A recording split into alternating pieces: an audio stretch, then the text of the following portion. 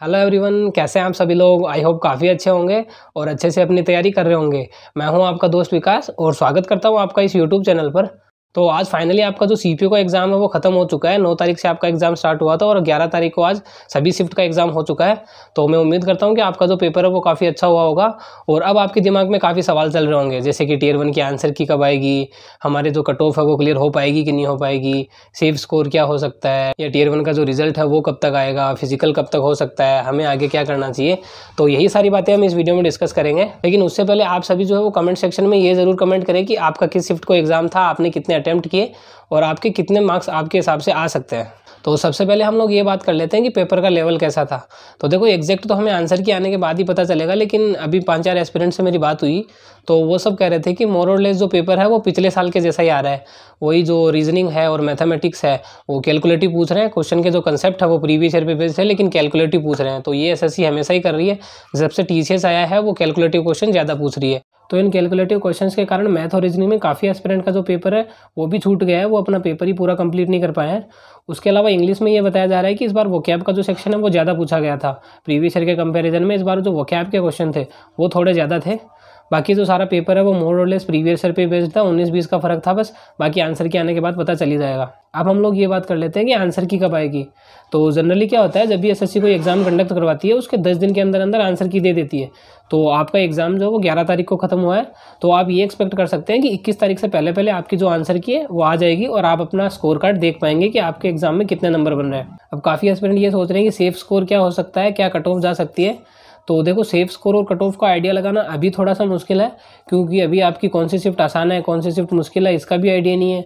और अभी आपने सिर्फ अटेम्प्ट करके आए हैं, उसके बेसिस पे कट ऑफ नहीं पता करी जा सकती, क्योंकि मान लो अटेम्प्ट तो आपने ज़्यादा कर दिए लेकिन हो सकता है कि आपकी एक्यूरेसी इतनी अच्छी नहीं हो, तो आप जितने नंबर सोच रहे हो उससे कम नंबर आप एग्जाम में स्कोर करो। और जनरली ऐसा ही होता है, अगर हम ये सोचते हैं कि हमारे 10 ही क्वेश्चन गलत है तो एग्जाम में 12-13 क्वेश्चन ही गलत निकलेंगे, 2-4 क्वेश्चन ज़्यादा ही गलत निकलते हैं। तो अभी आप लोग सेफ स्कोर के बारे में ज़्यादा ना सोचें, अभी 10 दिन आप आंसर की का इंतजार करें। जैसे ही 10 दिनों में आपके आंसर की आ जाती है उसके बाद में हम लोग हर शिफ्ट का एवरेज स्कोर पता कर सकते हैं और वहाँ से हमें एक आइडिया हो जाता है कि कौन से शिफ्ट में कितने मार्क्स इंक्रीज होंगे और क्या कट ऑफ रह सकती है, कितने नंबर पे आपके कट ऑफ क्लियर हो सकती है। तो आपके दिमाग में ये सवाल आ रहा होगा कि टियर 1 का रिजल्ट कब तक आ सकता है। तो देखो, टियर 1 का जो रिजल्ट है वो जनरली एसएससी 3 महीने में रिलीज करती थी पहले तो, लेकिन अभी प्रोसेस फास्ट हो गया है। तो आप ये मान के चलो कि 2 महीने मैक्सिमम लगने वाले हैं, 2 महीने के अंदर अंदर आपका टियर 1 का रिजल्ट आ जाएगा। तो आप ये मान के चल सकते हैं कि आपका जो रिजल्ट है वो 15 जनवरी से पहले पहले आ जाएगा। फिजिकल एग्जाम जो होगा वो तो टियर 1 के रिजल्ट के बाद में ही होगा, तो आप कम से कम 1 महीना तो मान के चलिए कि आपको 1 महीना रिजल्ट के बाद में मिलने वाला है। तो अब से आपके पास कम से कम 3 महीने का टाइम है फिजिकल करने के लिए। तो अगर आप बिल्कुल भी एक्टिव नहीं है, तो अगर आपके ठीक ठाक नंबर बन रहे हैं और आपको ये लग रहा है कि आप टियर 1 की कट ऑफ क्लियर कर जाओगे, तो आप अभी से थोड़ी थोड़ी रनिंग करना स्टार्ट कर दीजिए, वरना कुछ एस्पिरेंट ऐसे होंगे जो रिजल्ट के बाद में दौड़ना स्टार्ट करेंगे, तो आपको काफ़ी दिक्कत का सामना करना पड़ सकता है। फिर अगर आप ज़्यादा एक्टिव नहीं हो तो हो सकता है उस टाइम पर आप क्लियर ना कर पाओ। अब हम उन एस्पिरेंट्स की बात कर लेते हैं जिन एस्पिरेंट्स के थोड़े बहुत नंबर कम आ रहे हैं और वो ये सोच रहे हैं कि हमारी कट ऑफ क्लियर होगी कि नहीं होगी।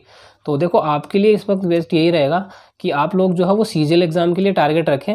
और अभी आपके पास 20 दिन का टाइम बचा है और जो पेपर का पैटर्न है वो भी सेम ही है। यहाँ पे 200 क्वेश्चन आते हैं, वहाँ पे 100 क्वेश्चन आते हैं और जो सेक्शंस है चारों वो भी सेम ही है।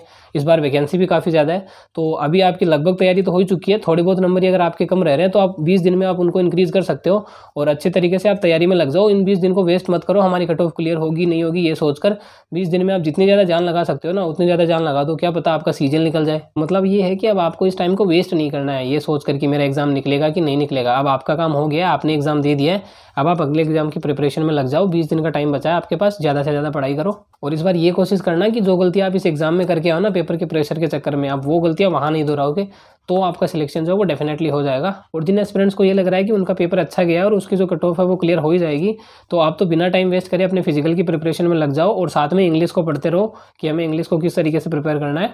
आपको चैनल पर भी कुछ इंग्लिश से रिलेटेड वीडियोज़ मिल जाएगी, आप वहाँ से भी हेल्प ले सकते हैं, क्योंकि आप जितना ज़्यादा इंग्लिश में स्कोर करोगे उतना ही आप फाइनल स्कोर कर पाओगे और आपके दिल्ली एसआई बनने के चांसेस उतने ही ज़्यादा रहेंगे। तो आई होप मैंने आपके सारे डाउट्स क्लियर कर दिए होंगे। अगर फिर भी आपका कोई डाउट रहता है तो आप कमेंट सेक्शन में कमेंट कर सकते हैं। मिलते हैं अगली वीडियो में, तब तक के लिए धन्यवाद।